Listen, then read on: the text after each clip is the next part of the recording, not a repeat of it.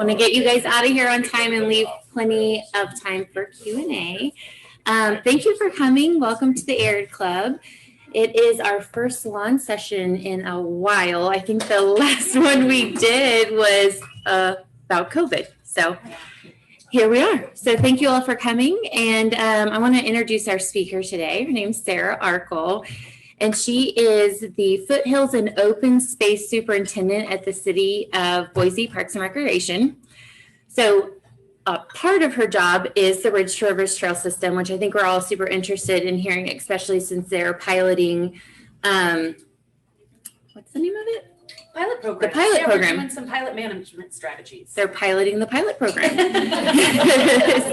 So I will let Sarah tell you all about that. But if you'll give her a warm welcome. And we do have some people on Zoom joining us as well. So hi, Zoom folks. Hi, Zoom. And Sarah, I will let you take the stage. You'll let me know if anybody has questions on Zoom. Awesome. I will. Thanks for having me today.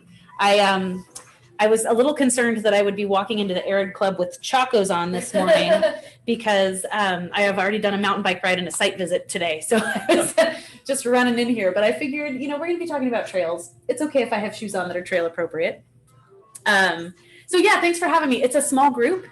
Let's keep this sort of informal. I figured what I would do is tell you a little bit about my job and myself, and then what we're doing on in the foothills with trails right now and why. Which I'm sure you can answer for yourselves, but and then we'd open it up and just have questions and have a discussion. I'm here for you for the next hour. If you have questions about any of the materials that I present, I'm really happy to answer them. This is a great opportunity for me to talk to folks because I haven't been talking to anybody. This is me and my family. So before we get into sort of the policy stuff and the work that I do on a daily basis, I just wanted to share with you who I am. I am Sarah. I have a degree in biology with a master's in natural resources management. I have loved being outside since before I knew that that was a thing to love. We used to get poison oak every day and go down to the pond at the end of our street and try and catch frogs. And I spent a lot of time playing outside. And I think as I grew up, it turned into a love for science because that's studying outside, right? And so for my whole life, I have been trying to just learn more about the natural processes around us and why they're important to us. And so I like to get my son out. His name's Lucas. These are old pictures. He's 9 now. Those are our 2 dogs, Lady and Tig. We're rafters, we're bikers, we're hikers, we are scat investigators. I'm a gardener. I just like to be outside. That's probably the best way to describe it. And this is my office on a good day. So you all know, like, the foothills are green like this about 4 weeks out of every year. This is a view, military reserve. This is Cottonwood Creek. My office is on the other side of the ridge up at the Foothills Learning Center. If you're ever walking in Holes Gulch, please come by and say hello. If I'm not out here, I will be at my office. This picture I like to share at the very beginning of a presentation because I think it puts us all in a very nice mental place. Looking at landscapes like this actually changes the chemistry of your brain.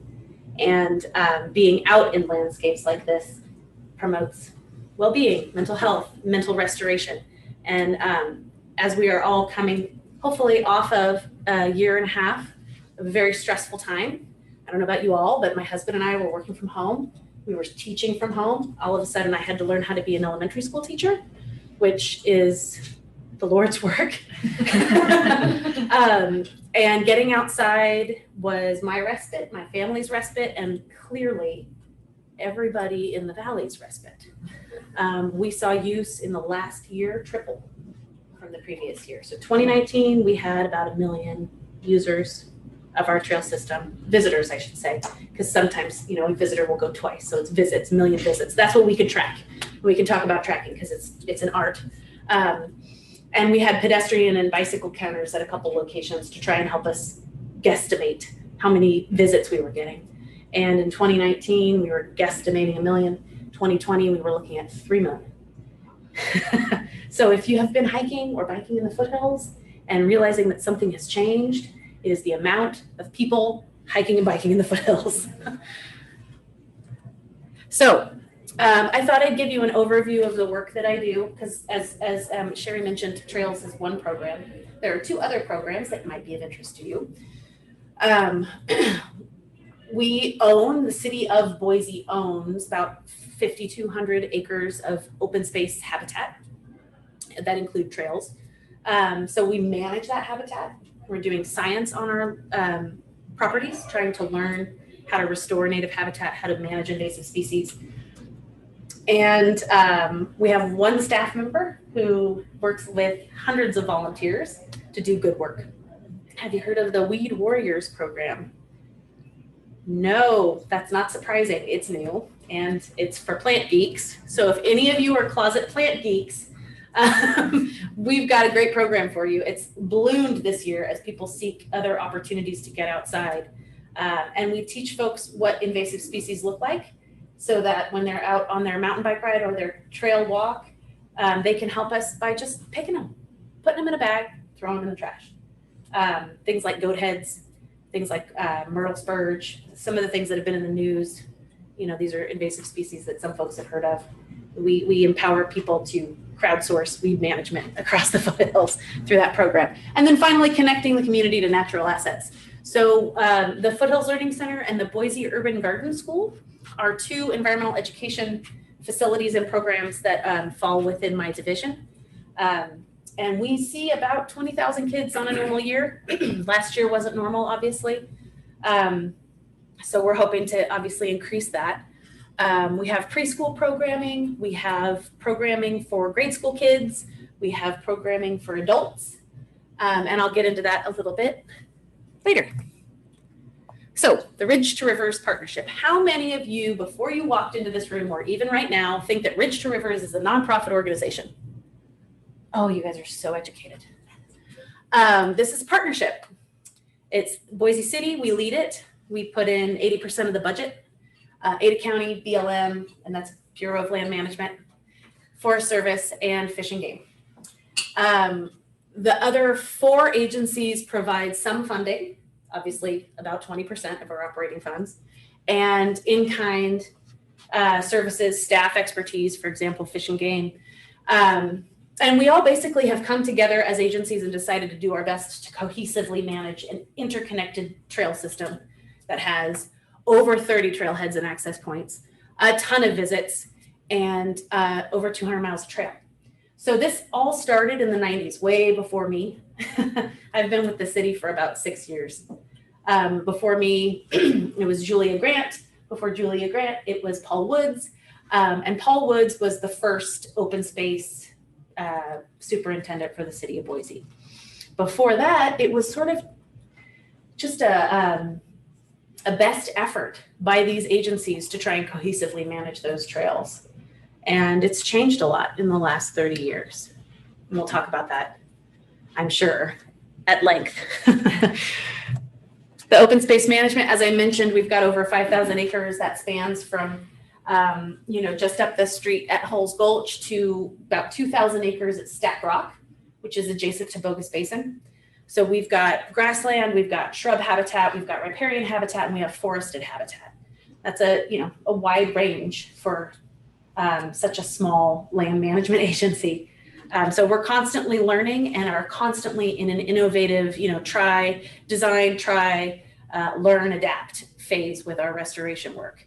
And for those of you who float the Boise River, you will appreciate that there is some restoration work going on along that river corridor to make sure that we have cottonwoods, that we can still see mink running around in the river, that we can still see great blue heron, all of those species that kind of define what it is to live in the city along the river or enjoy the foothills. They all need habitat and food and places to live. So that's what we're trying to do with our open space restoration program, is make sure that we can still have wildlife interactions with grandkids. Go looking for beaver dams up at Dry Creek or coyote scat in Hulls Gulch. We're funded kind of interestingly for this program because it's such a new program for the city. That open space levy money that was raised in 2001, $10 million, we spent the last of it in 2016. All of those funds bought property. None of those funds went to restoring it or managing it. And so we needed to, when I was hired, kind of ramp up a management program that allowed us to make sure that we had quality habitat for the species that the properties were purchased for, in addition to outdoor recreation. The zoo provides a good amount of funding for us. I don't know if, are any of you on the zoo board or familiar with the zoo's conservation programs? No? The zoo raises, I want to say $2 million every year for conservation work across the globe. A lot of that work is in Mozambique at Gorongosa. There's a wonderful PBS special about how little old Boise Zoo is fostering economic development and conservation in Africa with partnership with the Carr Foundation. They also like to fund efforts closer to home. And so they pledged $50,000 a year for 5 years to provide some management funds that promote habitat restoration in the foothills. We also work with Idaho Department of Lands on fire mitigation grants. I'm going to plug this real quick because in case you live next to a City of Boise open space reserve, we have a program that allows you to weed whack some defensible space. So if you're interested in that more, I can talk about that. It's called the Citizen Fuel Reduction Permit. So moving on to our education programs, Jim Hall Foothills Learning Center. If any of you have children or had children in this age group, you probably experienced this place. It's lovely. It's in the Hulls Gulch, kind of nestled at the base of the foothills. It's where my office is. It's pretty special. Oh, here comes lunch. So we have, like I said, an outdoor preschool that's new. Which is exciting. We were the first outdoor preschool in Boise, and we filled up pretty quick. And we pulled kids from Eagle and all over the place just because it's such a unique location, a unique program. Again, we see about 10,000 interactions at this location. If you wanted to learn about Firewise gardening, if you wanted to go for a walk with your grandkid or your kid, we have a story trail. There's a lot to do up there. It's beautiful. There's art installations. I'd highly recommend a visit if you haven't been up there before. And then finally, the Boise Urban Garden School. This is a unique partnership, similar to the zoo in that there's a nonprofit that's partnered with the city to make something cool happen. Boise Urban Garden School existed well before 2014, but they were limping along trying to, keep programs going. They didn't have a permanent home. They had, gardens kind of spread out all over the city. The city came in and said, we administer programming really well through our recreation department. Why don't we, and we just got this Comba Park donation from a woman who has a history of education. There used to be a preschool up here. And so we worked together to build the barn. And what you don't see in this picture, so this is Comba Park, 5 Mile and Ustick. What you don't see is what's behind it, which is really what's beautiful. It's the 1/4 acre garden that we pull 2,000 pounds of vegetables out of each year, teach kids how to grow food, about nutrition, how to eat healthy, and how to cook.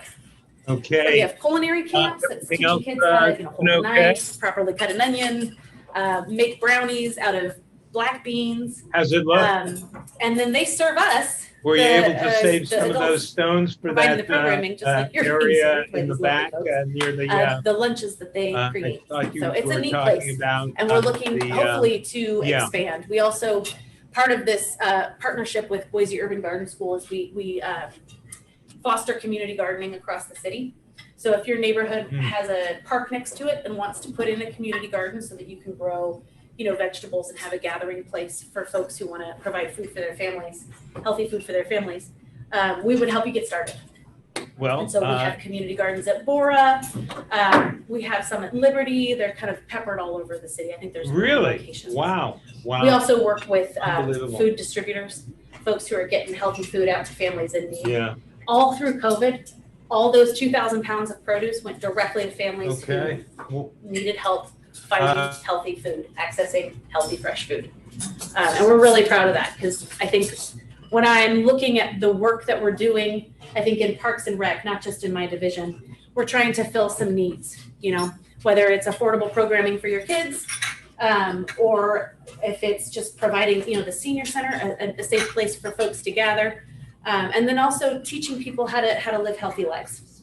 So that's my job. It's the best job in the whole wide world. I'm gonna have to pry it out of my cold, dead hands. This morning already, I was on a mountain bike ride, like I said. I went to a site visit. I deal with all kinds of people from all walks of life. And I think the one thing that we all share is a connection to this place. We love being outside. We love playing outside. We want Idaho to keep being a place where we can access the outdoors and experience wildlife. And it's been a wonderful common ground, I think, for my work with the city. So, pilot programs. How many of you are hikers and bikers? And/or. Okay, so everybody, thank you for joining me today. You've got any questions you want answered, I'm happy to answer. For those of you who are unaware or are new to the area, due to that incredibly, what's the opposite of precipitous, like explosive use of our foothills through trails, we decided it might be a time to do a survey.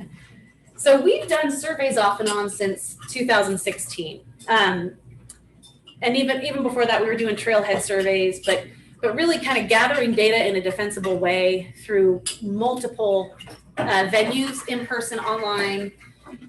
Started in 2016 when we developed the 10-year management plan for the Ridge to Rivers Trail System. And that's our operating document. That's what we look at to sort of go back to what do people want? What kind of experiences do they want in the trails? 2018, we started noticing things were changing. The valley's growing. People are coming here specifically for that outdoor recreational access. Trails are getting a little busier, right? We were looking at like 500,000 visits in 2015, and then started to kind of jump up. So we asked folks through a survey online and in person, would you like us to try some different management strategies to improve safety and to basically give you the experience you're looking for out in the foothills? Should we try maybe making some loops one direction? Should we try even or odd day different use management types, or time of day? There's a whole suite of things we asked folks. And the resounding answer we got in 2016 and in 2018 was, you can try something on new trails, but don't change my access on the existing trail system. So we said, okay, fine. We will manage this trail system like we have been managing it for 30 years, where it's non-motorized, multi-use, bi-directional, everywhere. Obviously, we have some on-leash dog trails and we have some pedestrian-only trails, but the vast majority of that 200 miles is, unregulated, so to speak. And if you get a mile outside of town, there's no services. Just recently we started getting cell phone service out there, but there was a lot of years where you'd walk up above the Foothills Learning Center and that would be the end of it. You're on your own. You break a leg, you got to figure out how to get down. In 2019, as we were seeing use ramp up, and then obviously in early 2020, when the pandemic lockdown happened, my crew never went home. The Ridge to Rivers team never went home. They were working nonstop, managing trailhead facilities, rehabbing damage on trails, because the use out there was so high, we couldn't just walk away. Much like the parks team, right? Your neighborhood park got a lot of use. Those bathrooms needed to be open, they needed to be cleaned. So we were hustling to try and accommodate.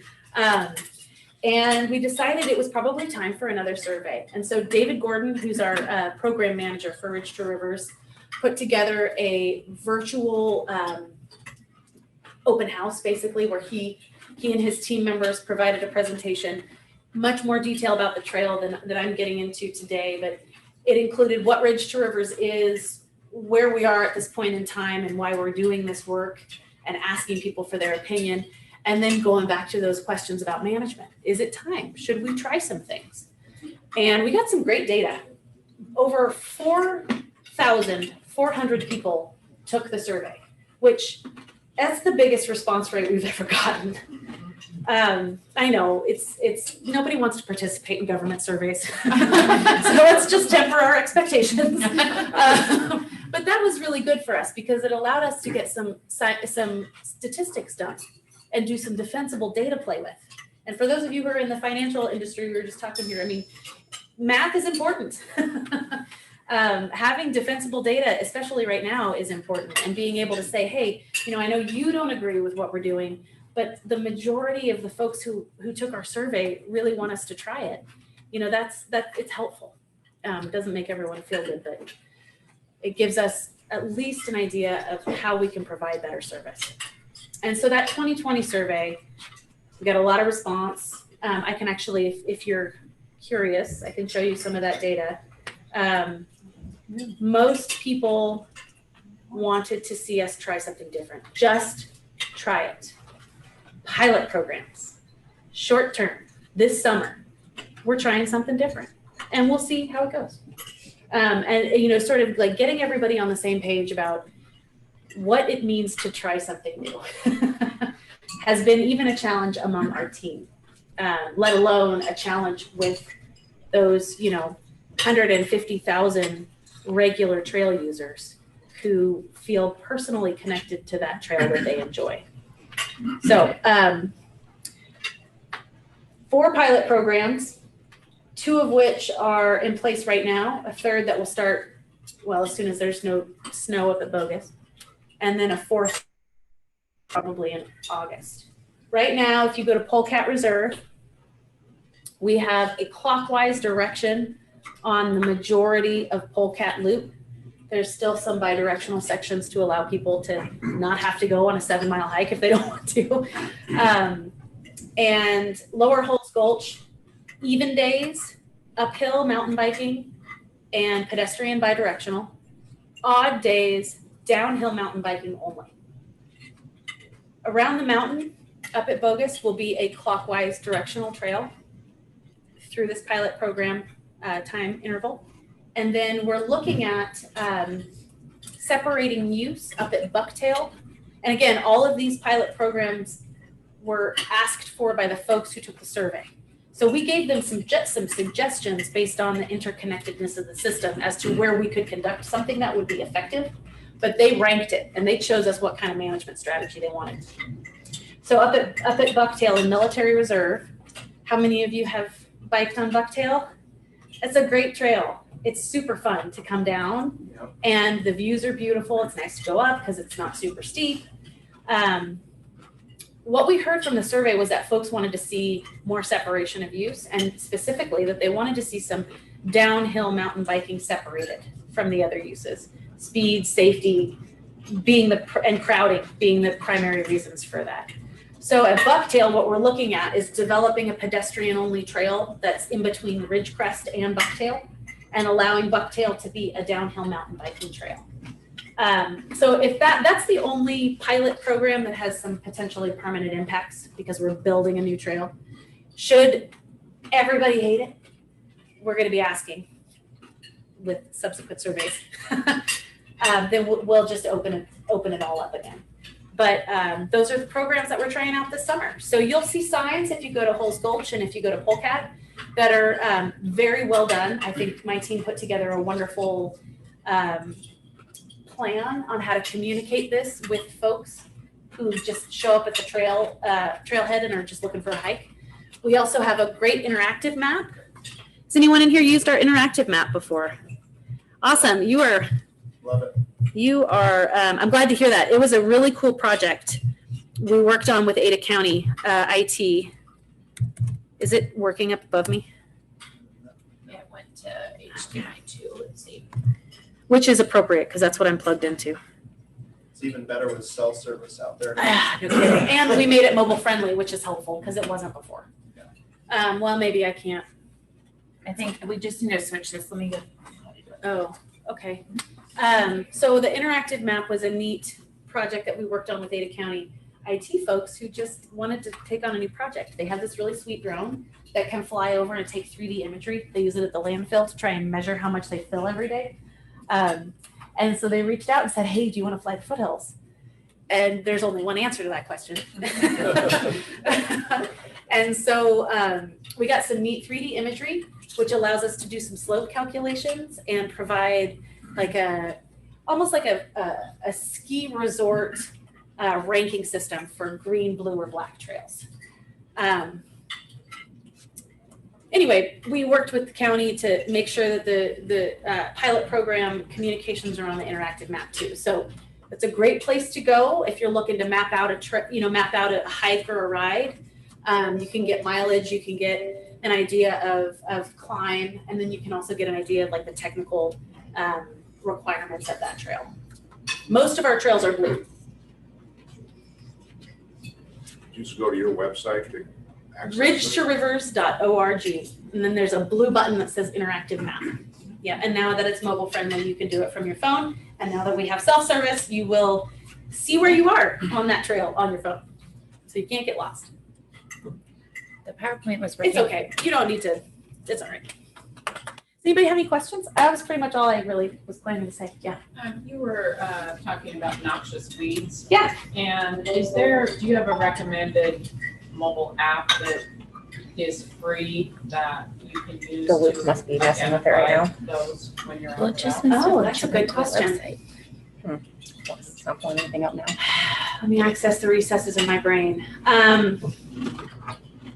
It's tough because they're regionally specific. So there's nothing in Idaho that you could take a picture of the plant and it would ID it. However, you can search Google for plant characteristics and it will find the plant for you.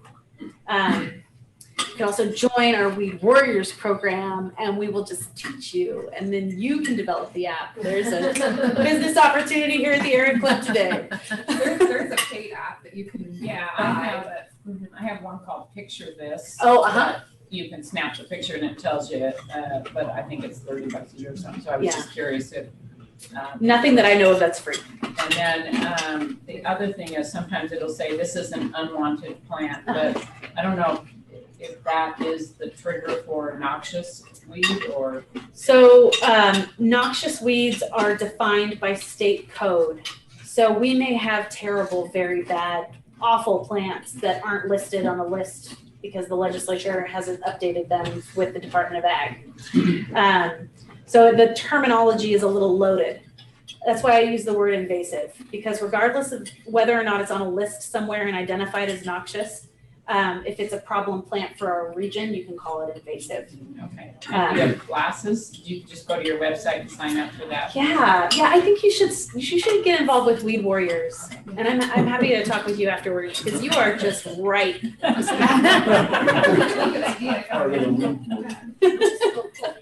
So you have 3 times the amount of usage, At least. at least. So I imagine you're expecting that same level of usage moving forward, is that? Yeah, well, so here's what I'm inferring. Based on what we saw last year when everybody couldn't go to a gym and their only exercise really had to be either in the foothills or in their home, we saw a huge spike. And everyone was working from home, right? So they had a little bit more flexibility maybe in their schedules. I think we may see changes in our peak times. And I think that we will see maybe a small dip in overall visits. But I think this is a window into kind of what things are going to look like moving forward. So are you expanding trail systems? Yeah. And what's that look like? Great question.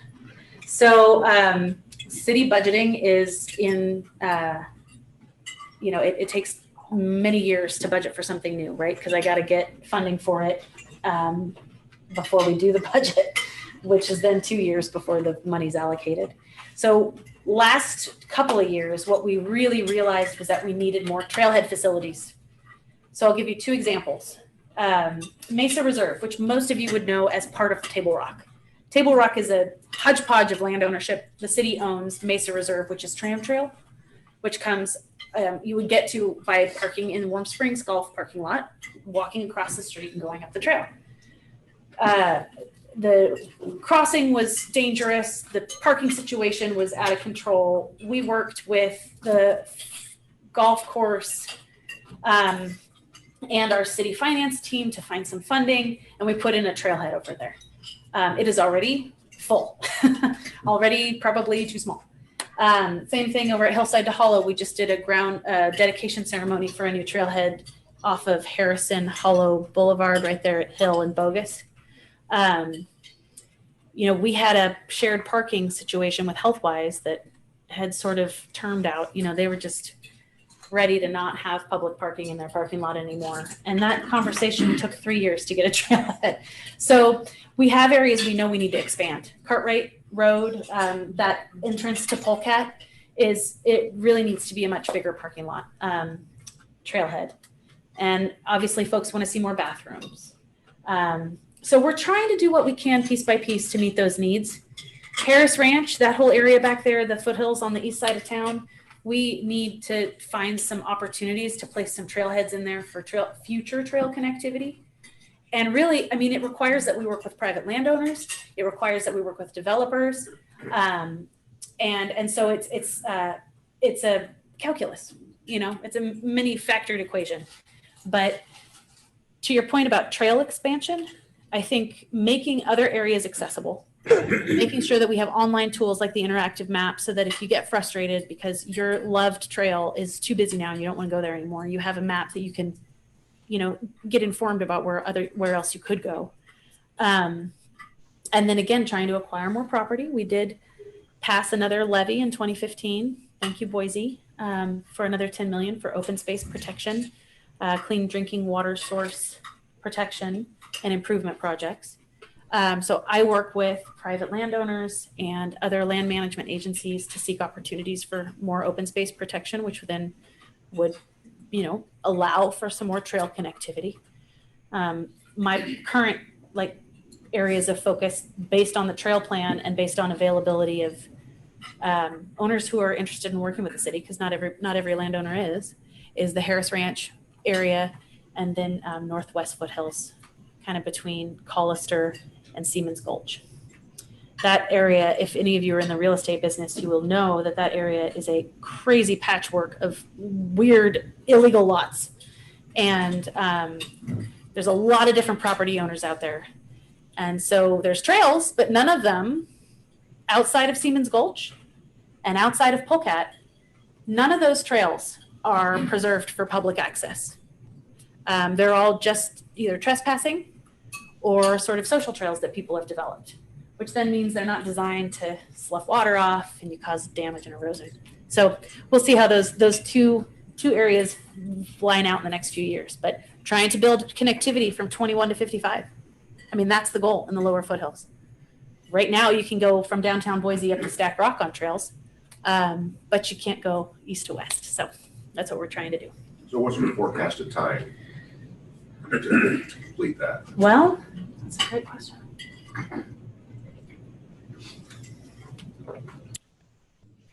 It's going to be, and this is how conservation works, parcel by parcel. Sometimes it goes in one big chunk based on one large landowner, but for the most of the work, it's parcel by parcel. So if we could get that level of connectivity, seamless connectivity, you may have to hike on a sidewalk for a little while or go down a road for a minute. But I would say probably 10 to 15 years. Unless, and I'm actually thinking about that because of Northwest Boise, because of the patchwork of land ownership, and a lot of unincorporated county land. I grew up on Crestline and used that Crestline trail a lot. Yeah. Have there been any pilot projects discussed for that? Not for Crestline. Obviously Lower Holes connects, but not for Crestline specifically. I think the opportunity to have these conversations about doing different management strategies is probably going to open up a lot more discussion if folks find that they enjoyed it. But I hear from people who are really excited about it, and I hear from people who are really angry about it, and trying to figure out how to manage that feedback in a way that helps us make decisions is kind of where we're at right now. The busy trail. Yeah. The second question, And I know you've been waiting, so Oh, I'm sorry. sorry. Oh, I got No, all the time in the world, okay. sorry. Sorry for those that are eating, but I have to talk about dogs, our little four-legged friends. Oh, sure. We can be very vague. And the waste product. Yes, there you go. That's out there. Has there been any success stories that you can Oh, absolutely. replicate about making it easier for dog owners to Yeah. get rid of that stuff and not have it on the trail side? Thank you for asking about success stories. Yeah, we have some really active groups who are super helpful and will do waste cleanup days. And those are inspiring and wonderful. I think we're always going to have a challenge just because of the amount of use and the amount of dogs. We are estimating, based on survey data, that there is about 30,000 dog visits for every 1 million people visits. It's a lot of dog visits. And if you take your eye off of your pooch for within the first quarter mile of the trail, you likely missed a very important moment. And that is going to happen. So I like to say, it's not a fun activity. I have a child, so I'm used to cleaning up waste of all sorts. It's easier to convince me to go out and pick up waste in the foothills because it's my job, I care, and you know what, waste is waste. But getting volunteer programs to do that is hard. People don't want to leave their office job to do a volunteer program and pick up waste for a day. So we work with nonprofit partners and we work with neighborhood associations and we do our best. Yeah. Can I? Right, yeah, yeah, okay. absolutely. He's been so patient. Oh, that's the first time I've ever heard that. Thank You're welcome. It's a new day. Thanks for coming to talk with us. My pleasure. You guys do a great job. I just looked at your interactive map for the first time too. That's really cool. Oh, cool. Yeah. Do you have a program to, like an orientation for new users to create awareness about what's available and then also educate about, rules of use? Oh, that's such a good idea. No, but I'm going to start one. Yeah, that's a really good idea. We've been grappling with how to reach out to new users, and our Facebook page has been really helpful. I think we have something like 20,000. It is helpful. Yeah. Yeah, I follow it. But it's a whole new ball of wax, and we have folks who are moving from other parts of the country where our situation is incredibly unique, and they don't really just know. It's not bad intention, it's just ignorance. And I think a trail stewardship program, or if you're new to the foothills, we just last week put together like a pamphlet. So if you are new to the trail system, or if you find yourself now using the trail system as your gym, just some basic information on how to behave and how to interact. We have a campaign going called Happy Trails. And it's really a cultural etiquette campaign. Just be kind to each other, be aware of your surroundings, make sure that that the trails are welcoming for everyone. Being mindful about your your place in the world. But I do think that it wouldn't be a bad idea to maybe have like an evening session that people could come to. I'm new to Boise, I want to use the trails. That's a great idea. I wouldn't mind it even as a refresher. I think it'd be interesting. Is your pamphlet available online? It hasn't gone to print yet. So, but we do have a lot of resources on the Ridge to Rivers page. So the website is great. If you want, we have a whole drop-down menu about etiquette. So depending on the type of user you are, how, what's the best way to interact with other types of users. We have videos on YouTube that show how to behave. There's this Happy Trails campaign, which includes a pledge, and I'd ask everybody to sign it. It's just, going back to that comment about you get a mile out of town and it's sort of the Wild West. If we don't all culturally treat each other a certain way, it definitely falls apart. And so we rely on that kind of sense of community responsibility on our trail system to help make it what everybody wants it to be. Yeah. Just kind of segueing into that, I'm new to the area. And welcome. Thank you. I run an AKC hunt test competition dog. Okay. And I'm wondering, are there venues that would be what I would need to be off leash And to be able to do that type of exercise, What is the type of exercise? I'm ignorant. you're basically running training sessions with bumpers. So that the dogs basically are, I don't know whether you're familiar with the field trial competitions with the dogs, but it's it's a 10-minute conversation about what it's about. But basically, a fully trained dogs that respond to whistle commands or signals. Okay. And so basically, they're following blind retrieves and marks. Okay. And I ran into an issue where I was training my dog, and you have people monitoring dogs off leash. At parks. Well, I didn't know. Oh, no, you're okay. Great place to run the dog. I've been cited it was, too. and that was so. fine. But prompted the question, just Yeah. like, in your domain, are there areas where Yes. that type of activity can go on? Yes, we have I couldn't find anything. hundreds of miles of off-leash dog trails. So the only thing, you have to have your dogs on leash at the trailhead. That's obviously a safety issue. And within 200 feet of the trailhead, going to the poop waste question. We changed it recently, so if you keep your dog on leash, then you won't lose sight of it, and that's the area where most of the waste is. So when you go on that interactive map on ridge2rivers.org, it will tell you if a certain trail is on leash or off leash. The vast majority of our trails are off leash, and so you could use a whistle and practice, Can you go, but I would have some concern about habitat and the dogs running through that. Well, yeah, sure, but it's okay. So I'm telling them it's okay. You said it was okay. Yeah, if it's an off-leash dog trail, if your dog is within 30 feet of you and under voice command, you are following all the rules. Okay, but these events basically take them out 80 to 100, 200 yards. So for an event, it's a whole different ball of wax. For training your dog, as long as your dog is in control, you're not going to have any trouble. But not in the parks, right? Yeah, the parks are different under different regulations. There are off-leash dog parks. There's one at I think it's Julia Davis and Morrison. It's big enough so that you could probably do the activities you want to do. There are off-leash park dog hours for some parks. That information you could find on the city's It's all on the website. interactive website. That park stuff is not. The park stuff is, the interactive website is really for those 200 and so miles of trail. If you wanted to learn about a particular park, if you went onto the city's website, it would tell you if there were off-leash dog hours. That ticket is no joke, so I hope they just educated you and didn't give you a ticket.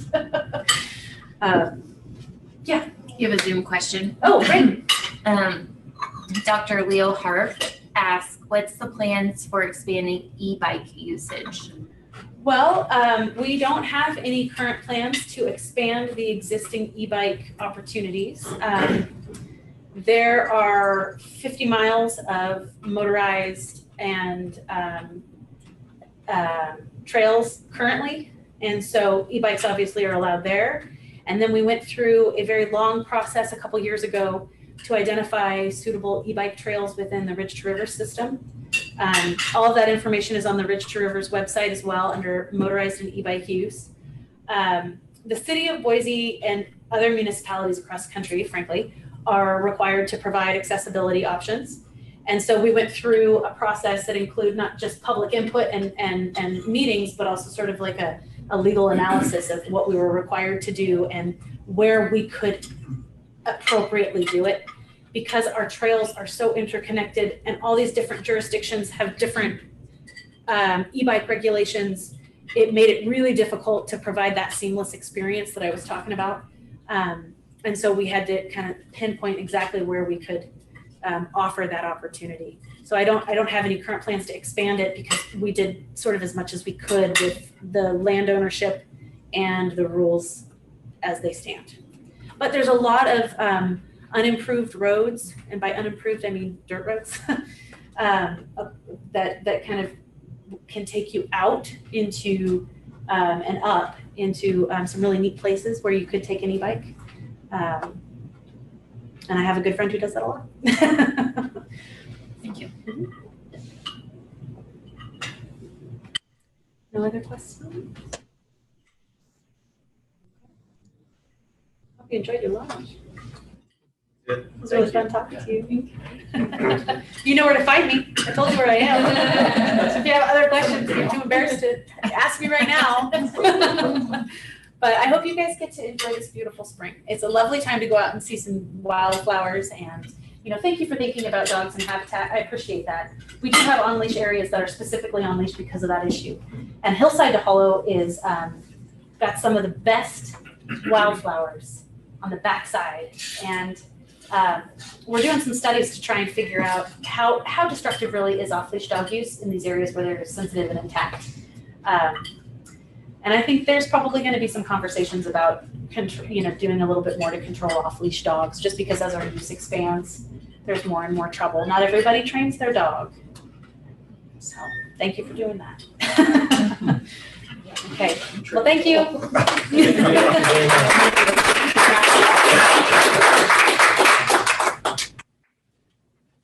Thank you all very much for coming. Our next salon session is scheduled for next Thursday, and it's going to be about the Valley County land swap. I'm sure some of you have heard about that. It's been in the news quite a bit, so just be on the lookout for that. Invitation should go out maybe tomorrow. So thank you all for coming and being Air Club members.